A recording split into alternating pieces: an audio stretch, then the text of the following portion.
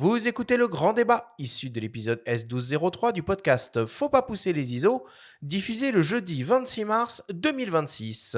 Cette émission vous est présentée par Canon et sa gamme EOS R et ses optiques RF, des performances inédites pour une créativité sans limite. Nous sommes de retour dans Faut pas pousser les ISO avec Geoffroy Gomez pour cette émission consacrée à la photographie à l'ultra grand angle.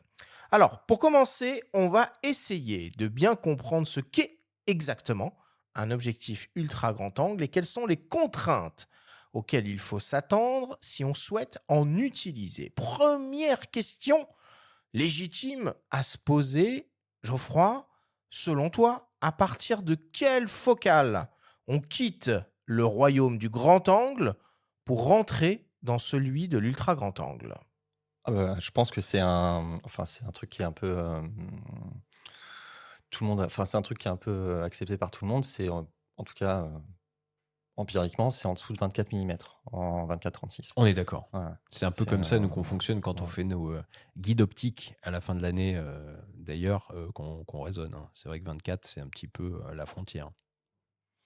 Alors évidemment, quand on parle d'ultra grand angle, on parle d'angle de champ, angle de vision.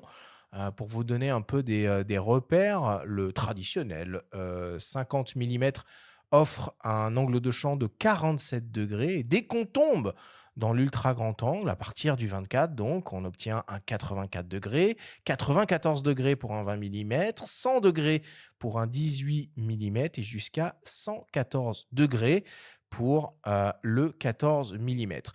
Ces focales super larges, c'est donc particulièrement difficile à obtenir avec des petits capteurs, Benjamin? Difficile à obtenir, pas forcément. Par contre, oui, quand on parle, en tout cas, de 24 millimètres, on parle bien en langage 24-36. Donc ça veut dire que, pour avoir l'équivalent après en APS-C, en micro 4 tiers, on va se retrouver avec des valeurs parfois, de 8 millimètres, 10 millimètres. Donc ça peut faussement, laisser penser qu'on va bénéficier d'un vrai 8 millimètres. Non, sur un micro 4 tiers, un 8-18, va devenir un 16-36, et cetera. On va appliquer ce qu'on appelle, les, coefficients multiplicateurs inhérents à la taille, du capteur. C'est quoi l'ultra grand angle idéal et le plus polyvalent pour toi, Geoffroy? Pour moi, à la base, c'est un 16 millimètres parce que, c'est quand même assez courant et on peut l'avoir aussi sur un zoom, ça permet quand même d'avoir des trucs assez versatiles, et pour se faire la main, ouais, c'est bien. Après, il y a des focales qui sont un petit peu, entre, 16 et 24, enfin moi, perso, je vois pas trop l'intérêt parce que, je vais toujours, en tout cas, moi, quand je vais cadrer, je vais toujours en laisser un peu autour. Parce que quand tu fais ta post-prod, si tu dois redresser des verticales ou si tu as du Surtout vignettage, que toi, tu as beaucoup de pixels. Avec le R5, ouais, tu as 45 millions, donc ouais, tu as donc une latitude. mais bon, après, il faut que ça reste quand même dans le champ de la pratique du ultra grand angle. Si c'est pour Mmh. zoomer, et Ouais, avoir une là, bon. certes. Mais la première expérience que j'ai eue, moi, avec un ultra grand angle, c'était un 14 millimètres. Ah oui, C'est c'est ça, radical. on n'est pas un peu Ouais, dans la logique du qui peut le plus, peut le moins, ouais. finalement, quand on parle d'ultra grand angle? Ouais, mais c'était surtout à l'époque, je me souviens, une histoire de budget. Ah, c'est un Voilà. Samyang On alors. l'oublie Ouais, souvent, c'était un Samyang, Un ouais, Samyang, ouais. Eh oui, parce qu'à la l'époque, il y avait pas beaucoup en monture la EF. version, manuelle, ouais, Oui, celle qui a la déformation, je me souviens très bien. qui te fait des espèces de vagues là comme ça, ouais, parce qu'à l'époque, je sais plus, j'ai dû payer peut-être, quelque chose comme 300 ou 350 €. Bah, bien sûr, c'était un 14 de 8, c'est ça? Ouais, 14:8. Bon après, il a pas, en tout cas sur le R5, tu atteins vite la limite, hein, en termes de piqué, À l'époque, c'était un 5D du coup. ouais, c'était un Mais 5D2 puis un 5D4. ouais. Mais, pour se faire la main, c'est bien parce que, ça te permet d'aller chercher, des compositions, qui sont un peu, qui sortent de l'ordinaire. Mmh. En portrait aussi, ça te donne des trucs qui sont assez, enfin, enfin, ça se rapproche pas mal de visuels de cinéma, de choses comme ça. Hem, Ça t'oblige à faire la mise au point manuelle. Voilà, donc à aller chercher un peu sur ta Ouais, bague, si tu ouais. pas l'habitude. Bon, aujourd'hui avec les guides, sur les numériques, c'est hyper facile. Tu as ton petit rectangle qui s'affiche quand tu es net, Et puis, la seule vraie, à l'époque en tout cas, le seul vrai reproche que j'avais à faire à cet objectif, c'était, son verre bombé. Et oui, Donc, la lentille tu, frontale tu, bombée, tu tu peux pouvais pas pas mettre de mettre de filtre, filtre là. faire super T'aurais gaffe, pas pu être ambassadeur ça coquin à prend de la l'époque. poussière.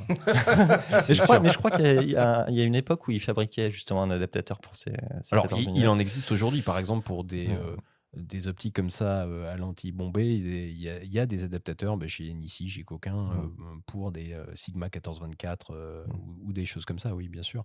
Sinon, on met des gélatines.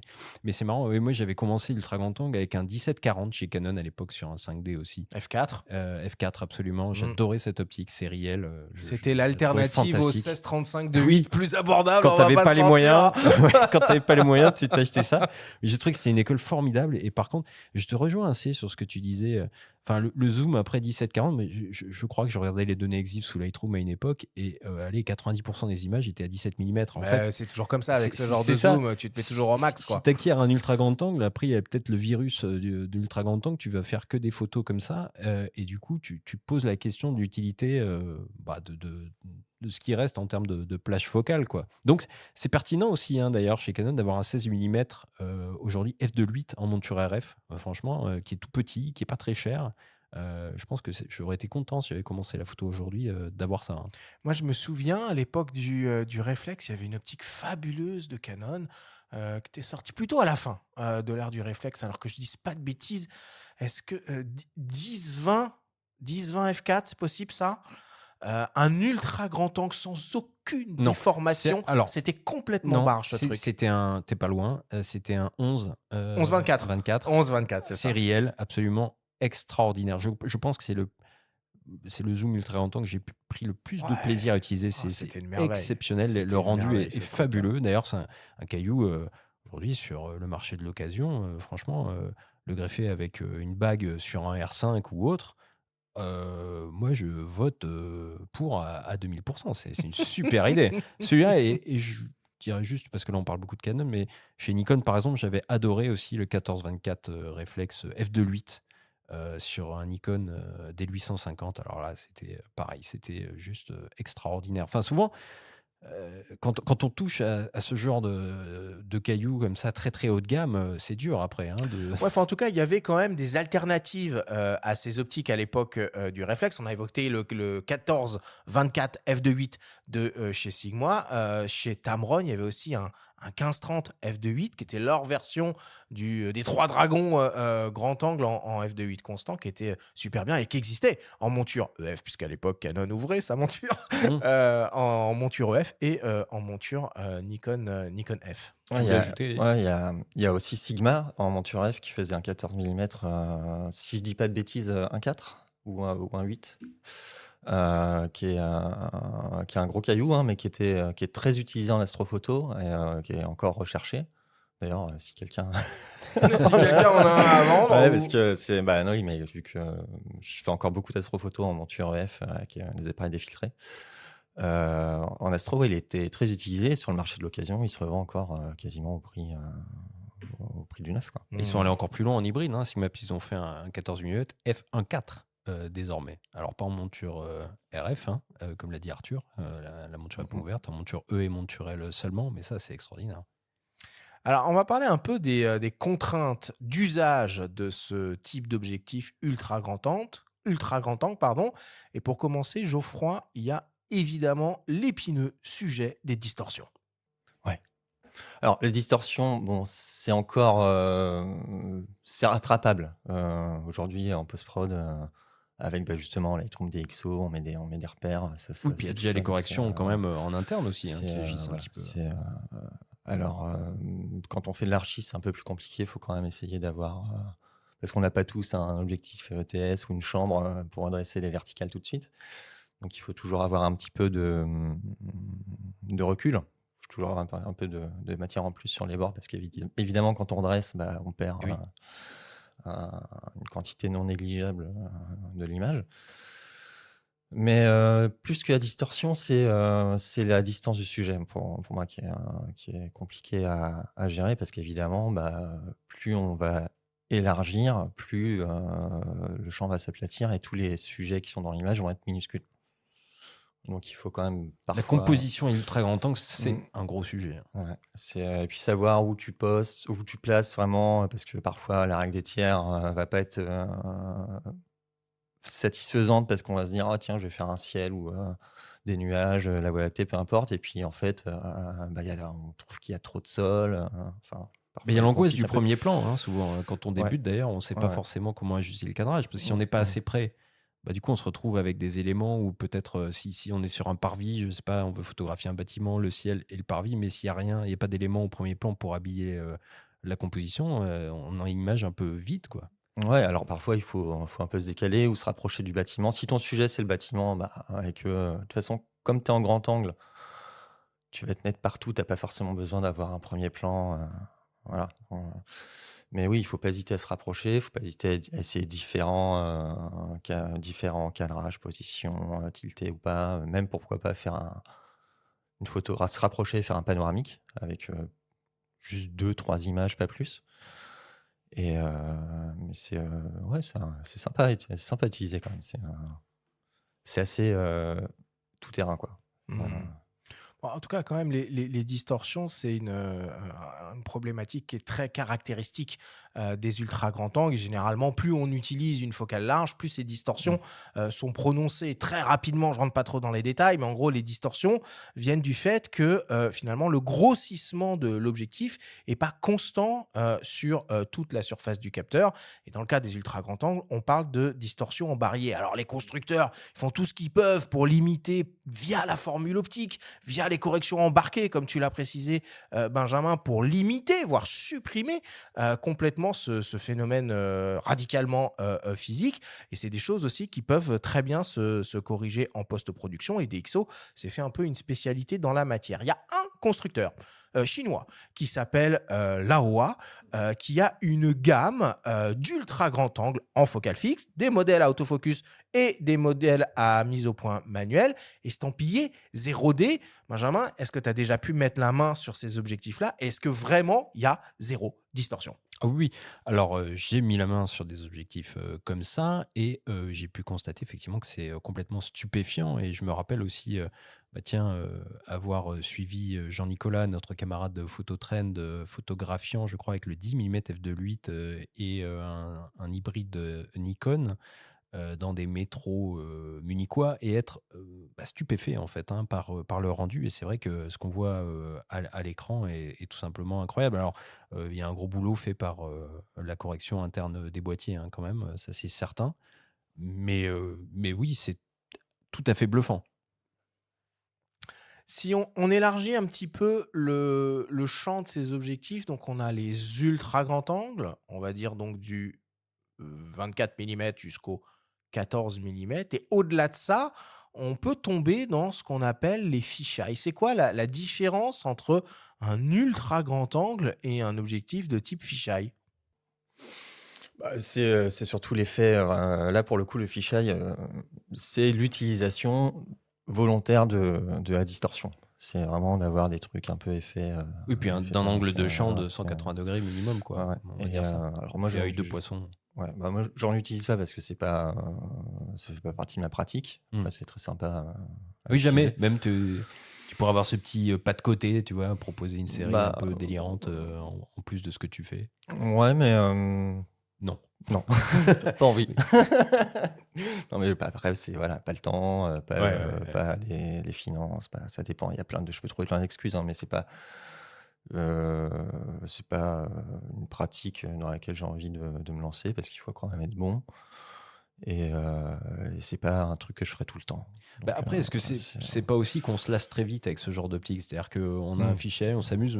On parlait il y a peu de temps des Lens Baby, ces espèces d'adaptateurs qu'on pouvait mettre parfois. Bon, on va s'amuser à faire ou des fois de la photo miniature, de la pseudo photo comme ça, à basculer des centrements avec des petits gadgets. Est-ce qu'au bout de 2-3 images fisheye, bon, on n'a pas fait le tour et finalement. Ouais, après, c'est très connoté pour certains types Ouais. de photos aussi, quoi. C'est une esthétique C'est très particulier, proche quand même, hein. de sport urbain, le skate, évidemment. Oui. Enfin, quand on pense fisheye, on pense Ouais. aux photos de skate, quoi. Ouais, ou de surf. Non, mais c'est ça, ouais, tout à fait. Sport extrême, ça peut fonctionner, mais dans le cadre de la photo urbaine, d'architecture, pas, pas forcément évident. En tout cas, il y a des modèles qui sont tellement fisheye qui vont générer une image parfaitement circulaire Ah oui, à sur le 360. capteur. Donc, alors évidemment, Circulaire, du coup, ouais. ça sous-entend un recadrage plus que violent ou un vignettage maximal, on peut le voir comme ça aussi, Ouais. mais on obtient vraiment une image circulaire. Parce que n'oublions pas quand même que les objectifs photo sont ronds, circulaires, et que par nature, ils produisent tous des images circulaires qu'on vient juste recadrer en positionnant la surface du capteur sur le cercle image de ces objectifs. Bref, on arrête là la petite leçon d'optique géométrique. Parmi les autres contraintes qu'on peut avoir, Geoffroy, avec ce genre d'objectif ultra grand angle, il y a la notion de profondeur de champ, parce qu'on sait que la profondeur de champ est intimement liée à la focale, à la longueur de la focale. Donc là, plus la focale elle est petite, plus la profondeur de champ est étendue. On ne peut pas avoir des effets de bokeh de ouf avec des objectifs comme ça. Bah, c'est pas l'idée. Enfin, si tu fais du paysage, pour le coup, c'est vraiment d'être net partout. Bon, après, il y a quand même, faut quand même respecter l'ouverture optimale, l'hyperfocale, ce genre de truc, parce qu'on va se retrouver avec des premiers plans flous là où on voulait quelque chose de net. Enfin, mais ça peut arriver que si tu veux mettre dans ta photo. Exemple, je sais pas, une plante, une fleur, un truc, là, effectivement, tu vas quand même avoir un premier plan flou. Ça dépend vraiment de l'inspiration du photographe et de la composition. Tu utilises, toi, le testeur de profondeur de champ? C'est une fonction qui est souvent Non. banalisée, tu vois, qu'on avait l'habitude Mhm. d'utiliser sur les réflexes, qui existe toujours en hybride. Alors ça, franchement, moi-même sur les réflexes, j'ai jamais vraiment compris comment ça. Je voyais rien. En fait, je voyais aucune différence à part que Alors l'image moi, s'assombrisse avec oui, quoi. moi ça j'étais doit- comme toi jusqu'à ce qu'on me l'explique. Ouais. Et en fait, ça fait pleinement sens. C'est-à-dire que sur par exemple, des compositions, c'est l'exemple de la plante au premier plan me parle. C'est-à-dire que au moment où tu vises, tout simplement, tu vas visualiser l'étendue de ta zone de profondeur de champ, de ce qui va être net sur ton résultat, en fait, tout bêtement. Ah oui, non, mais ça, Donc, c'est ok, assez- mais visuellement, j'arrivais pas à le voir, moi, en visée optique, en tout cas. Enfin, c'était Eh pas ben, flagrant. Oui, parce que ça grisait un petit peu. C'est Ah une ouais. petite habitude à prendre. En fait, ça marche assez bien. Et moi, il m'arrive encore, notamment en ultra grand angle, de l'utiliser même sur des hybrides. Et je trouve que Ok. c'est une fonction qui est vraiment très utile, en fait. Hmm. Alors, les ultra grands angles, historiquement, et puis même toujours aujourd'hui, ne sont pas stabilisés optiquement. Maintenant, la stabilisation, elle est généralisée au niveau des capteurs. Geoffroy, est-ce que ça a du sens, la stabilisation, quand on fait de la photo à l'ultra grand angle? Selon toi, hein. Quand on est dans des conditions un peu compliquées, oui, parce que si t'es en fin de journée ou le matin, que t'es à main levée, forcément tu vas quand même avoir une vitesse qui est assez lente, donc tu vas pas avoir envie de rater ta photo. Après, la plupart du temps, moi je me mets sur trépied, donc la stable, Tu la désactives. je la désactive, ouais, parce que sinon c'est contre-productif. Ouais. Oui, mais si on prend la gamme actuelle Canon RF, c'est intéressant parce que ce soit leur 1535 f2.8, donc sériel, et le 1435 f4 sériel aussi, les deux sont stabilisés. Et donc ça montre bien en fait qu'il y a un intérêt quand même à avoir une stabilisation, et bien que désormais tous les boîtières soient stabilisés. Donc ça veut dire que on va pouvoir coupler la stab boîtier à la stab de l'optique et faire des photos à main levée. Parce que le trépied, en plus, n'est pas toujours autorisé à certains endroits. Je crois que la BNF, par exemple, à Paris, si on veut faire des photos, le trépied est interdit, quoi. Objectivement, n'importe où à Paris, Ouais, c'est c'est interdit, ça. hein, si on respecte la Normalement, loi ouais, stricto sensus. Hein. Après, en bord de Seine, on va pas donner... Joël, Voilà. appelons Joël. J'ai fait quand même pas mal de photos dans Paris. Des Mais trépieds, tu es hors la loi, tu es hors la Mais loi. devant un bâtiment officiel comme ça, etc., en règle générale, c'est assez interdit. Donc, pour faire de la photo nocturne, c'est plutôt un bon argument. Ouais, puis Et en vidéo, bien voilà, c'est ça, on parle de photo, mais il y a aussi la vidéo qui est Eh quand oui. même, quand tu es à main levée, on n'a pas tous un Ronin ou une gimbal ou un truc. Non. Ouais, Ça peut c'est être ça. assez pratique. Quoi. Je reviens 3 secondes, même si on l'a déjà un petit peu abordé, ces histoires de filtres, parce qu'en ultra grand angle, on est amené à faire du paysage, on peut être amené à faire de l'astrophotographie, et on va en parler. On est donc mécaniquement amené à utiliser des filtres, et là, on peut rentrer dans un domaine relativement compliqué, dans le cas des lentilles frontales qui sont bombées, ou dans le cas des super grands diamètres, où du coup, ça va commencer à devenir très très cher. La meilleure solution, toi qui es ambassadeur coquin, pour pouvoir faire travailler avec des filles, donc des polarisants, des variables, ce que tu veux, avec de l'ultra grand angle, c'est quoi? C'est Nissi, bien sûr. Non, mais Non, mais surtout, c'est le porte-filtre. C'est, Ouais, vraiment, puis, c'est un en plus, accessoire quand tu fais de génial. la pose longue aussi, avoir la petite mousse avec, bon après, il faut quand même, il y a certains porte-filtres, Tu peux expliquer ça, l'intérêt de la mousse pour la pose longue? bah, ça évite les fuites de lumière, tout simplement. Donc, comme on expose longtemps, la lumière va toucher le capteur via la lentille et si on supprime pas l'espace entre le filtre et la lentille, bah, on peut laisser passer de la lumière et là, ça va flinguer la photo, quoi. Parce que chez Coquin, par exemple, il y avait des porte-fils, je me souviens, bon, très plastiques, Mmh, qui ne comportaient pas du tout de mousse. Là, tu ouais, parles de quelque chose de différent, des porte-fils plutôt quali, hein, série ouais, ouais, M, série L, vraiment, ouais, enfin, de ouais. très belles factures, plutôt en métal, avec effectivement des mousses qu'on va trouver dans les espaces d'insertion des plaques. Et c'est ça qui va faire ben, que on va avoir cette obscurité. Donc ouais, c'est vrai que sur les systèmes un peu, grand public, amateur, de porte-filtres en plastique, bah, il y a pas la mousse. Ils se sont mis à la fournir, sur les sériels en métal, mais là, il fallait la placer soi-même et sur le dernier système qui est sorti c'était pendant le covid, donc 2020-2021, je me rappelle plus très bien, le système NX, la mousse est intégrée. Donc du coup, tu clips ton porte-filtre, sur ton objectif avec ta bague et tu as juste à glisser ton filtre, rectangulaire ou carré et c'est tout, quoi. Il y a pas de En tout cas, auditeurs et auditrices, si vous avez l'occasion, allez dans un magasin spécialisé, allez prendre en main des objectifs ultra grand angle, que ce soit en focale fixe ou en zoom. Les objets sont magnifiques, ils sont assez imposants, hein, quand même.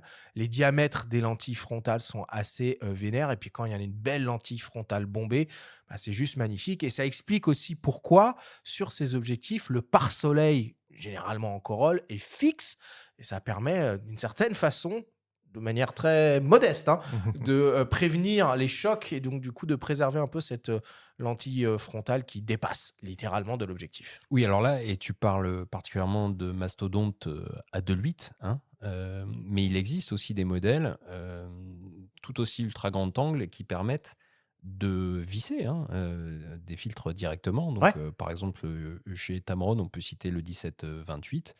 Chez Sigma, on peut citer le 16-28 aussi. Là, on est en hybride, hein. Ce sont des optiques légères. Donc ça, c'est très surprenant aussi pour des ultra grands angles qui permettent d'ôter le pare-soleil et de visser n'importe quel filtre. Donc ça, c'est un autre type d'objectif vraiment séduisant. ouais et puis, maintenant, tu peux aussi mettre ton filtre, au niveau du capteur. sur Complètement. Donc certains ouais, modèles, il y a des Filtre petits gélatine il y a des à petites, l'arrière. ouais, ouais, tu as ouais, des il y a des clip-in ou petits tu as tiroirs, des ouais. supports, des tiroirs Qui directement sont sur moins le intuitifs. Ça, c'est personnel. C'est peut-être une question d'habitude. oui et puis c'est un peu moins courant, mais c'est vrai qu'il y a Mais quand oui, même un oui, gain de ça place, existe. bon après, il faut faire gaffe au capteur, quoi. Faut faire gaffe au capteur. Et puis, c'est vrai quand même que ça peut éviter de se trimballer avec une sacoche de filtre. Parce que bon, un porte-filtre, c'est bien beau, mais si on veut rester léger et pas prendre de trucs trop encombrants, bah, là, c'est raté, quoi. Ouais et puis sur les vissants aussi, quand tu serres trop le Oui.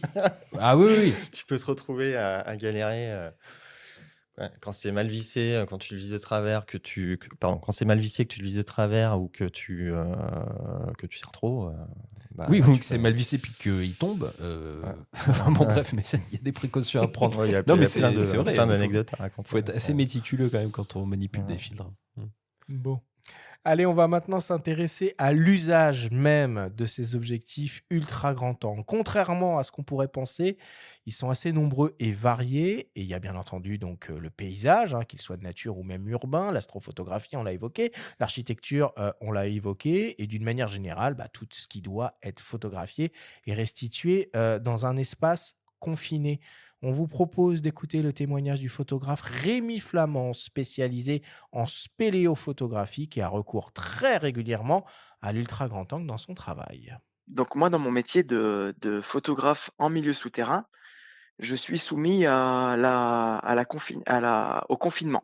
Vraiment au manque de recul permanent, soit parce qu'il y a une paroi, un mur, quelque chose de physique derrière moi qui m'empêche de reculer, ou tout simplement parce que je ne peux pas avoir accès à un sol, pour par exemple, le préserver et où je vais être vraiment, limité dans mes déplacements.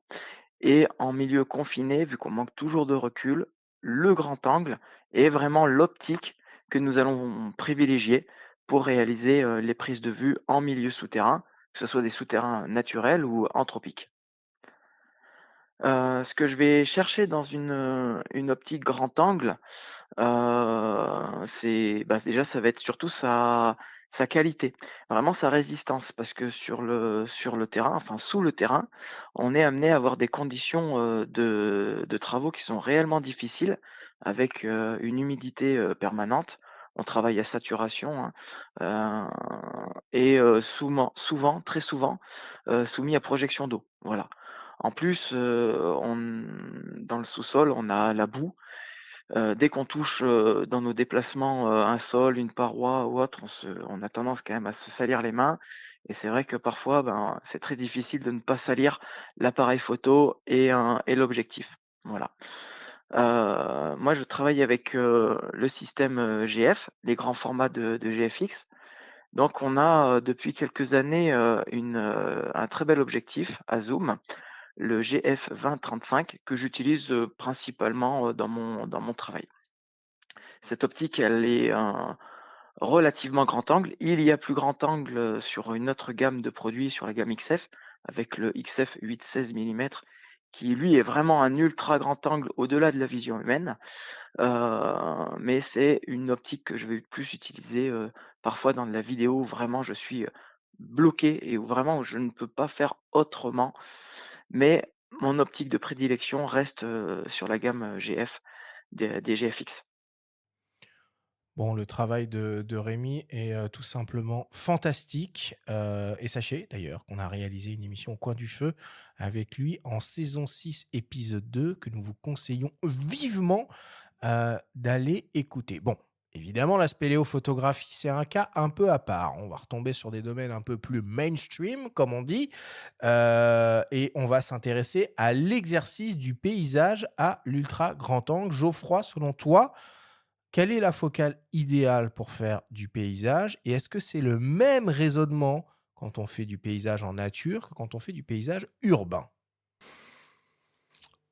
Alors moi, en paysage, je conseillerais une plage focale qui va de 16 à 24 parce que au-delà, on sort de l'ultra grand angle et en dessous, il y a trop de problèmes de distorsion, d'échelle, ce genre de choses. Oui, toi qui as commencé au 14, t'en reviens. Enfin, Bah, on peut faire de très belles images, assez impressionnantes, mais faut que le sujet s'y prête, quoi. Alors ça peut être, quand on est au-dessus d'une ville ou, quand il y a, des rochers en bord de mer, à la montagne, ce genre de choses.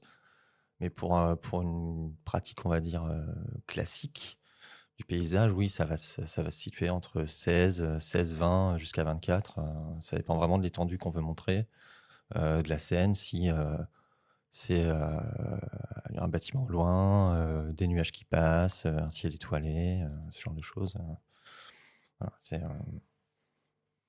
Est-ce qu'il y a des contraintes ou des pièges à éviter pardon, quand on se lance dans le paysage? la composition, Ouais, parce vas-y. que souvent, alors moi, je compose beaucoup à l'œil. Je me sers jamais de l'écran, sauf pour vérifier après, si tout est bien, ce que j'espérais. Je trouve ça plus intuitif parce qu'on voit vraiment ce qui se passe. Sur un écran, il il y a la luminosité de l'écran, il peut y avoir des infos, il peut y avoir enfin, c'est toujours un peu c'est plus petit, et puis il faut pas oublier aussi que quand on vide la photo, quand on vide sa carte, sur un écran qui fait, je sais pas 24-27 pouces, c'est pas du tout la même sensation. Heu, Parfois, on a l'impression d'avoir bien cadré et puis quand on sort la photo, bah, en fait non parce que, bah, il y a pas assez de sol ou trop de ciel, enfin peu importe. Donc bien respecter, déjà la base, pour moi, c'est la règle des tiers. Ouais, un Mmh. Tout tiers de ciel, simplement, 2 tiers voilà. de sol. Ouais. Après on peut essayer de tilter un peu, de monter un petit peu si on veut, un peu plus de ciel. Alors moi, j'ai toujours une galère quand je fais des paysages, je respecte cette règle-là. c'est d'avoir un horizon horizontal. Quand on est à main levée, c'est chaud quand même. Quand on est au 14 mm ou au 16 mm, surtout s'il est très loin. Bon, Aujourd'hui, il y a des niveaux sur les boîtiers. Il faut juste l'activer. Ça marche très bien en hybride. ouais, Les c'est niveaux, un- ils fonctionnent c'est un- vraiment c'est très un- très bien et c'est une belle aide. Non, ce que je trouve compliqué parfois, c'est la mesure de l'exposition. Parce que plus tu as une focale qui est large, plus un angle de champ est large. Et si tu as un gros écart de luminosité entre le ciel et le reste de l'image, par exemple, comment tu gères ça? Les filtres, c'est la réponse. Il y a les filtres. Les filtres, c'est un peu le truc le plus. C'est un peu la Rolls, hein. C'est-à-dire que tu mets ton filtre dégradé, ton ND dégradé. Alors ça peut être aussi bien pour le ciel que pour le premier plan, parce que les écarts de luminosité sont pas forcément dus au ciel qui sont clairs. Ou sur un coucher de soleil, tu vas avoir des filtres avec le dégradé au milieu, ce genre de truc. T'as aussi, tu peux faire du bracketing d'exposition, tu peux faire du HDR. C'est que ça on l'oublie des fois, la fonction bracketing. Et puis aussi, les boîtiers modernes permettent de descendre assez bas en ISO pour venir récupérer Un max de dynamique. Un max de dynamique, ouais. C'est une autre lumière qui est cramée, elle sera toujours cramée. Un noir qui est un peu bouché, tu pourras toujours te débrouiller avec. Mais il y a un piège dans lequel on peut tomber très facilement quand on est en ultra grand angle, en extérieur, en plein jour, en plein soleil, c'est finalement de voir apparaître sa propre ombre dans le cadre de son image sans forcément qu'on y ait prêté attention au moment du cadrage, quoi. Moi, ça m'est arrivé une paire de fois. Moi, ça peut habiller le premier plan. Hein. Ouais, mais bon. On peut jouer avec ça aussi. mais bon, si tu peux, ou alors tu attends que le soleil tourne un peu, ou tu as des solutions, tu montes ton appareil, tu le descends. Ce qui est sympa aussi, c'est que quand tu es face au soleil, là, si tu fermes, tu vas avoir les fameux effets de diaph. Les effets de diaph, en fonction des différentes lamelles. Oui. Ça, c'est assez cool. Oui, sur le soleil. Oui. Et le truc que moi, j'aime beaucoup, c'est le polarisant circulaire.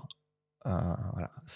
Alors là, quand il y a un beau ciel bleu, quelques nuages, et qu'on a le soleil dans le dos, il faut avoir le soleil dans le dos. Le bleu du ciel, c'est un truc que tu peux pas avoir en post-prod. Hein. C'est vraiment en bord de mer. De la photo. Aussi, c'est des bleus qui sont super intenses. Voilà. Sur la pose longue, j'ai tendance à pas l'utiliser parce que justement, comme ça élimine aussi les reflets de l'eau, tu vas pas avoir cet aspect brumeux que tu peux avoir quand tu l'as pas. Mais ouais, c'est assez chouette. Et pour réussir à restituer une sensation d'espace et de grandeur, on entend souvent dire qu'il faut mettre des repères d'échelle pour un peu aiguiller l'esprit de l'observateur, du spectateur. Tu es assez d'accord avec ça? Et si oui, c'est quoi le meilleur endroit finalement pour essayer, quand on peut, de mettre des repères d'échelle pour donner cette sensation de grandiosité? Quand tu parles d'endroit, c'est où aller? Ouais, c'est ça. Après, ça dépend de t'as plein là où on est. ça Si on est au sommet d'une montagne, un repère oui. d'échelle, c'est un peu compliqué, mais Oui, mais ça peut être voilà. quelqu'un qui grimpe, par exemple. Ça peut être quelqu'un qui grimpe au loin, ça peut une être espèce d'arbre, un arbre. Ouais, les compositions comme ça, c'est Jean-Michel Lemarque qui Voilà, oui, qu'on a souvent fait reçu beaucoup de choses ici, comme ça. Ouais. bien sûr. Ça peut être en ville, tu peux très bien dans un parc ou dans la cour du Louvre avec la pyramide ou ce genre de choses, tu peux avoir des trucs assez sympas. À la campagne, tu peux te mettre dans les champs, tu vas avoir des trucs qui peuvent passer complètement inaperçus quand tu es en voiture, des châteaux d'eau, des croix, des trucs finalement, quand tu te poses et que tu fais ton cadre, ça peut devenir assez sympa. Évidemment, les bords de mer, alors là, c'est en bord de mer, j'aime bien jouer justement avec l'angle. Et l'idée, c'est quand même d'être le plus bas possible et d'aller chercher un maximum de rochers et d'eau et d'avoir un peu de ciel. Donc là, Quelque chose de rasant, tu veux dire. Donc en fait, la règle des tiers est inversée. C'est-à-dire que tu as 2 tiers de sujet et 1 tiers de ciel. Et là, ça peut donner des choses assez spectaculaires. En pose lente, du coup, toujours ou pas forcément? Pas forcément, parce que quand tu as des vagues ou des trucs comme ça peut être assez sympa de faire des prises assez rapides. Mais oui, après, en pause longue, quand on dit pause longue, ça reste quand même quand tu as de l'eau, une rivière, un lac, des choses comme ça, ça va être 4, 5, 6 secondes maximum. Oui. Tu n'es pas obligé de faire des pauses de On n'est 4 pas en minutes. astrophotographie. Voilà. Oui. Après, c'est sûr que quand tu es sur un passage de nuages, si tu n'as pas de vent, ce genre de choses, ça peut être sympa de faire des pauses de plusieurs minutes. Et puis là, tu as un superbe filet de nuages dans le ciel. Mais pareil, quand tu as des sujets comme le soleil ou la lune dans ton cadre, si tu fais une pause longue, ça va tout de suite, ça va se voir. Donc ça va un peu gâcher la photo.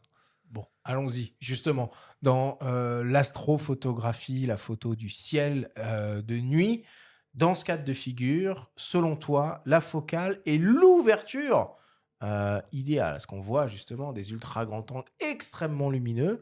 À quoi ça sert? Est-ce que c'est ça le cas d'utilisation, d'aller chercher du 1.4 avec de l'ultra grand angle? Et attention, Thierry Legault nous écoute peut-être. Attention à ce que tu dis, ouais. Non, mais après, oui. serein, Non, mais c'est vrai que il y a un côté quand même argument marketing à l'ouverture des objectifs, mais qui est quand même pas négligeable parce que justement entre f2 et f2.8, bah, tu as 2 fois plus de lumière qui rentre. Donc ça, c'est quand même à prendre en compte. Mais moi, je suis jamais à pleine ouverture parce que tu as tous les défauts qui apparaissent. Donc, tu vas avoir du vignettage, tu vas avoir de la coma, des choses comme ça. Donc, je ferme toujours d'un tiers, un demi ou voire un stop.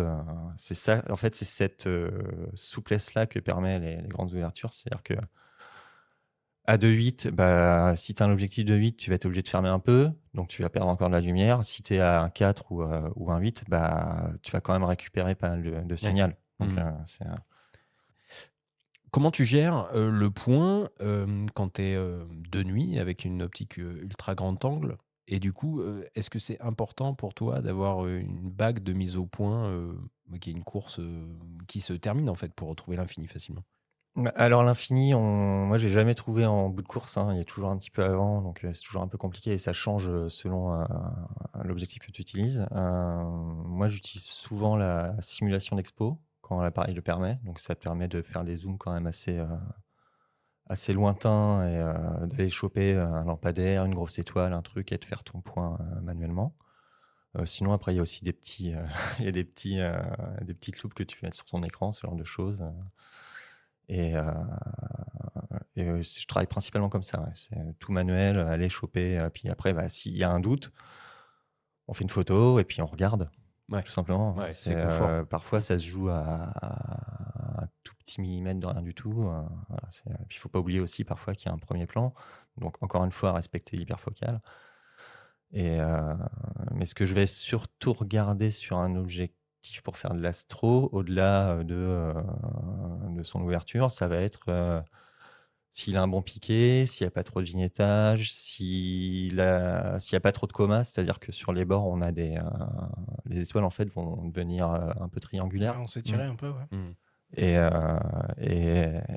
c'est pas forcément les objectifs les plus renommés ou les plus chers qui sont les plus efficaces et les plus performants. Il y a des objectifs, des Samyang ou des choses comme ça qui coûtent quelques centaines d'euros, qui sont des objectifs qui sont utilisés par tous les astrophotographes. Je pense au 135 f2. Bon, là on sort du grand angle, mais qui a un objectif qui a pas de coma, quasiment pas de vignettage à pleine ouverture. F1.8, non?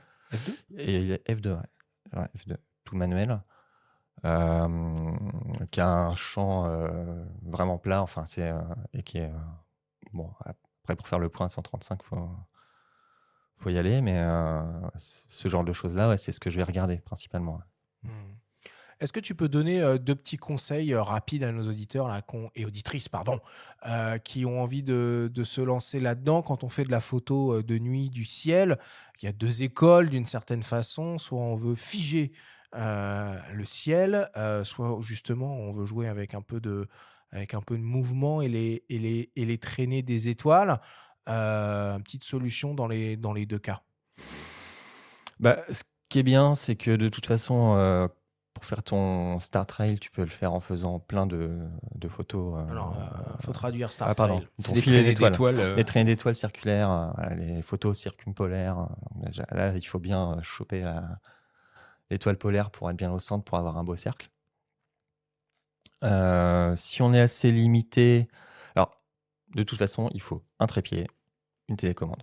Ça, si t'as pas ça, ça va devenir compliqué. Une application, ça suffit pas Euh, pour faire un déclenchement à distance, par exemple Bah, si tu as assez de batterie et que tu as l'application et que l'appareil le permet, oui, mais un des principes à respecter quand on fait de la photo de nuit ou de l'astro, c'est d'avoir un maximum de batterie. Ouais. Donc, si on a juste la batterie de l'appareil photo, qu'on n'a pas une batterie externe ou ce genre de truc, faut désactiver toutes les aides, baisser la luminosité de l'écran, les previews, ce genre de trucs pour avoir un maximum de batterie le plus longtemps possible, parce que c'est des moments, que ce soit du time-lapse ou de la pause longue, ça va prendre du temps.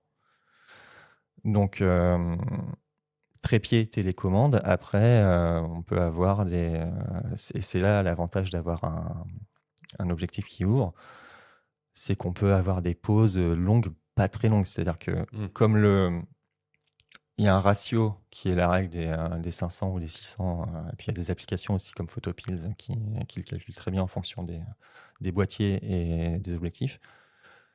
Il y a un temps de pause jusqu'auquel tu vas être net. Donc, tu prends la focale, tu prends le nombre 500 ou 600, après ça dépend, chacun fait un peu comme il veut. Tu prends ce nombre-là, tu le divises par ta focale, ça te donne le temps de pause maximum avec lequel tu vas pouvoir exposer ton image. Donc, d'où l'intérêt des très grandes ouvertures pour justement, en une prise de vue, réussir à figer le ciel, quoi. Oui, et puis il y a aussi quand même la performance du capteur. C'est-à-dire qu'en ISO, tu peux vite, en fonction du boîtier que tu as, tu peux faire des pauses à des ISO très élevés et du coup faire des pauses de 4 secondes, 3 secondes, ce qui est assez pratique, par exemple quand tu fais des aurores. Parce qu'une aurore boréale, en fait, si tu exposes trop longtemps, tu verras pas les piliers. Donc après, voilà, il faut jouer un peu avec tout ça. Et puis surtout, il faut s'amuser, quoi. Enfin, c'est le principal. Est-ce que tu vois d'autres cadres d'utilisation, d'autres types de prise de vue, de photos ou même de vidéos, pourquoi pas, on n'en a pas encore vraiment parlé, dans lesquels l'ultra grand angle peut avoir du sens et de l'intérêt? Ah bah en portrait, c'est hyper sympa. Ça paraît pas ludique comme ça, à vue de nez. Bah, en fait, l'intérêt de ce genre de focale, c'est il faut pas l'utiliser de manière classique. C'est-à-dire que si on fait une photo au 50 ou au 85, on va se mettre plus ou moins en face du sujet. Si on a un ultra grand angle, alors là, il faut s'amuser. Il faut se mettre en plongée, en contre-plongée, on se rapproche, on a de la déformation. Jouer avec le décor, Voilà, peut-être mettre un élément au premier plan pour et le puis, portrait. et puis on peut avoir des têtes énormes si on est en plongée au-dessus du sujet avec des corps tout petits, ou l'inverse si tu es en contre. Donc voilà, il y a un côté assez cinématique.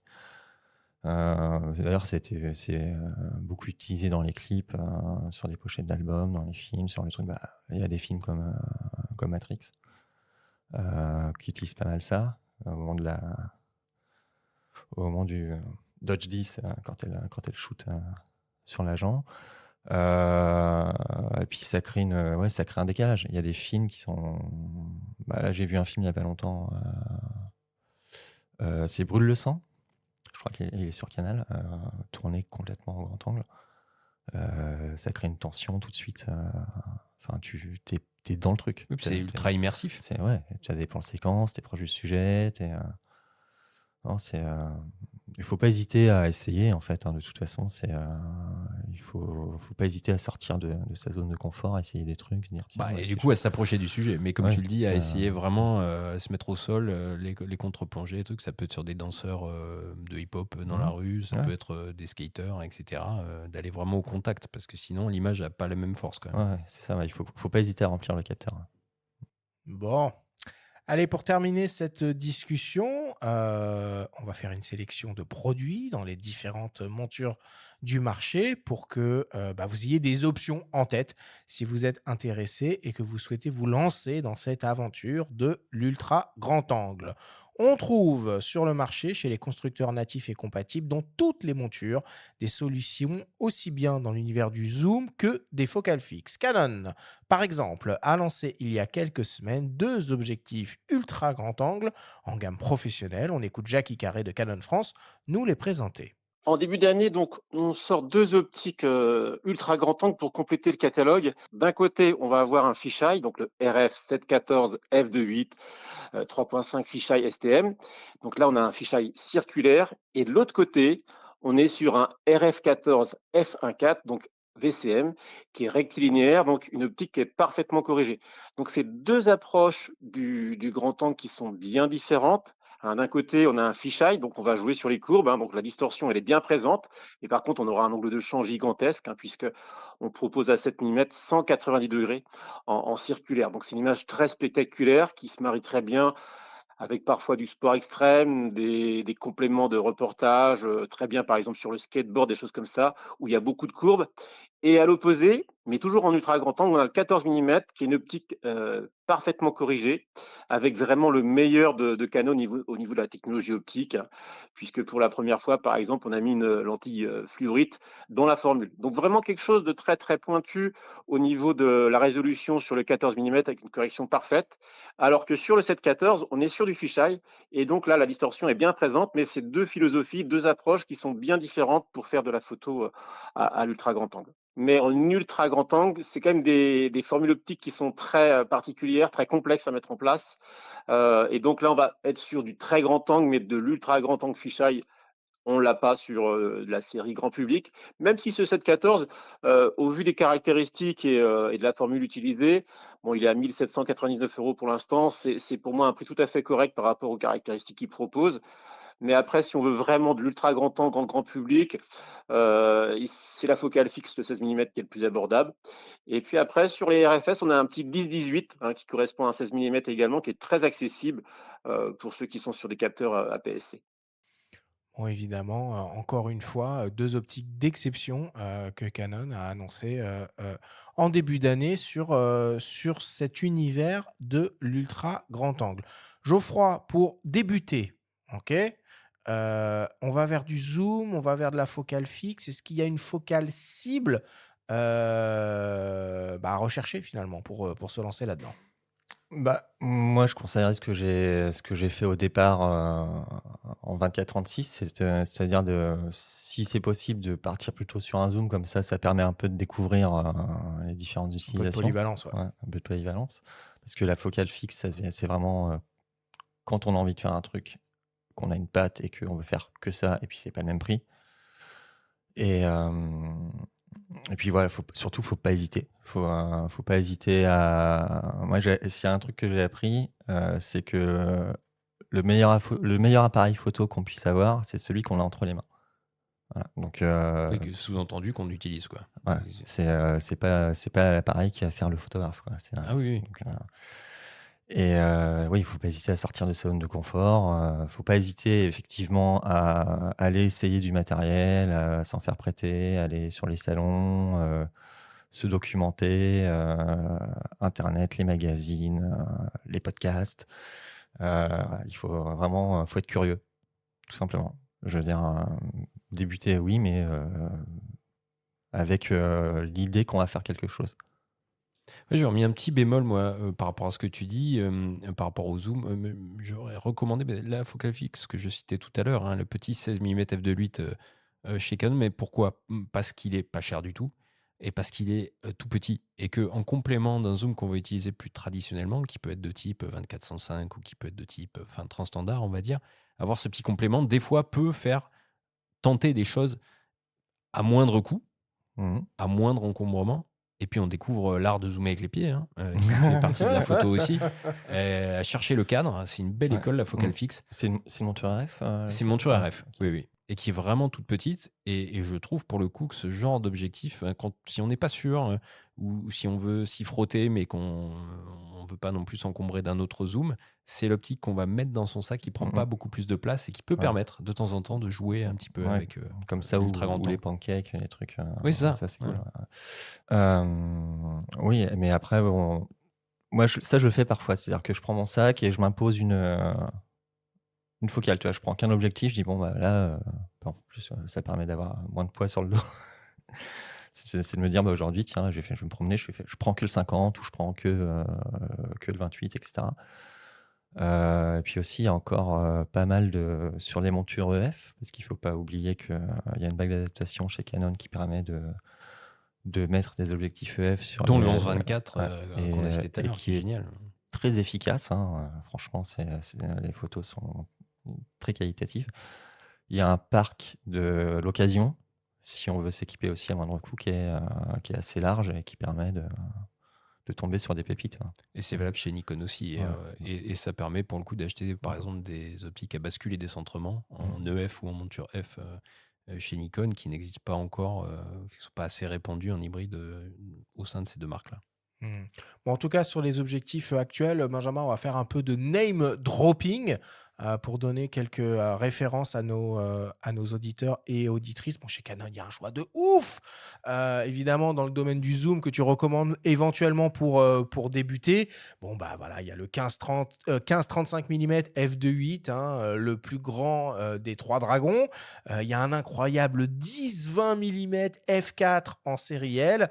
Et sur des budgets un peu plus modestes, il y a un 14-35 f4 en série L également. Et surtout un 15-30 mm f4.5.6.3 stabilisé STM, qui est une option très légère et probablement la plus abordable. Oui, et le 10-20 qui est fantastique et qui est génial en vidéo. J'aimerais quand même le souligner, on n'a pas beaucoup parlé de vidéo parce qu'il est stabilisé. Et puis, si on filme en Super 35, par exemple, ça permet de conserver quand même un ultra grand angle grâce au 10 mm en fait. Hein. Donc, c'est vraiment une optique assez incroyable, le 10-20 f4. Ouais.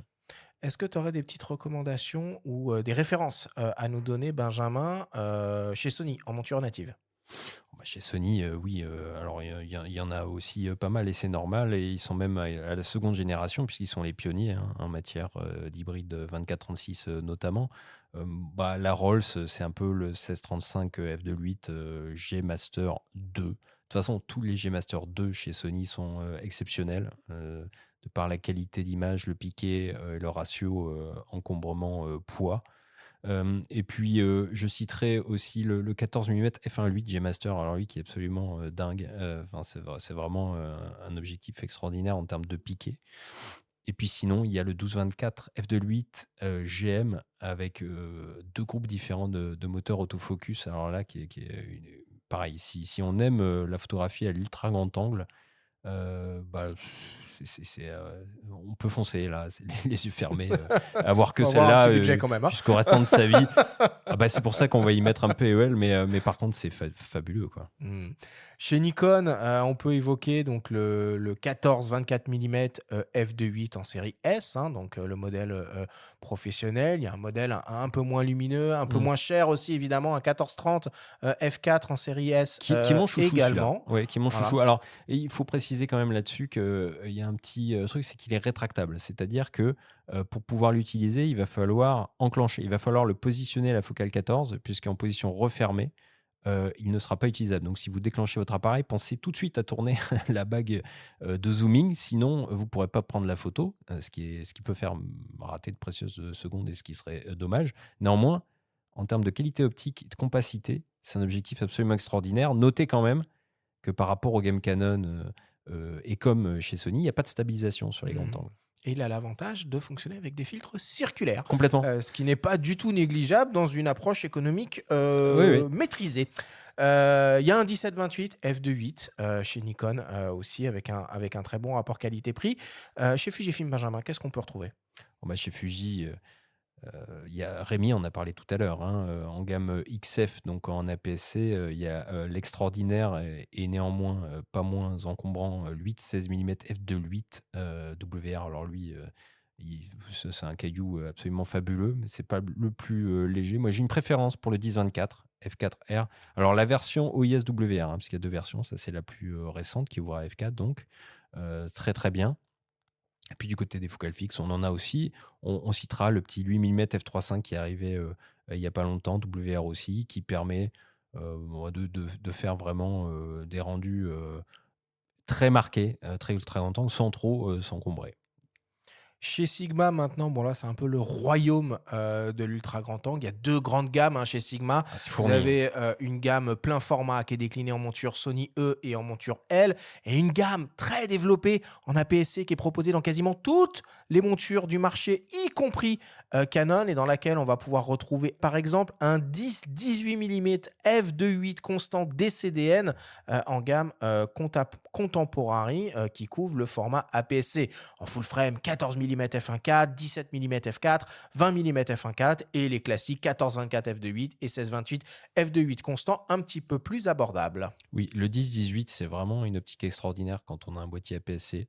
Les utilisateurs Fuji l'apprécieront. Il a un défaut, mais il en faut bien parce qu'il est très abordable, très léger, on dirait presque un pancake. Et il ouvre à 2 constant, hein, rappelons-le. Il a un petit défaut, c'est qu'il a pas de bague de diaph. Voilà. Donc quand on est utilisateur Fuji, c'est quelque chose à laquelle on peut être sensible. Mais sinon, c'est une optique absolument remarquable. Micro 4 tiers, c'est plus tendu. Évidemment, le coefficient de conversion est plus important, 2 fois. Donc, il faut aller chercher encore plus large, Benjamin. Oui, alors je peux en citer 10 000. Micro 4 tiers, c'est une gamme optique qui est très très étendue, hein, que ce soit chez OM System, chez Lumix. J'en retiendrai deux pour le coup. Chez OM System, il y a un 8-25 mm, donc on fait x2 à chaque fois, hein, qui ouvre à f4, qui est vraiment une petite bombe. Il est dans la gamme Pro, hein, malgré son ouverture à f4. Donc c'est un très très bon compromis. Et puis chez Lumix, alors c'est une optique qui est certifiée Leica, donc ça veut dire que optiquement elle est validée par le cahier des charges Leica. Il s'agit d'un 8-18 mm à ouverture glissante f2.8.4. Et ça, c'est aussi une optique qui permet d'utiliser des filtres vissants, qui est hyper agréable à utiliser.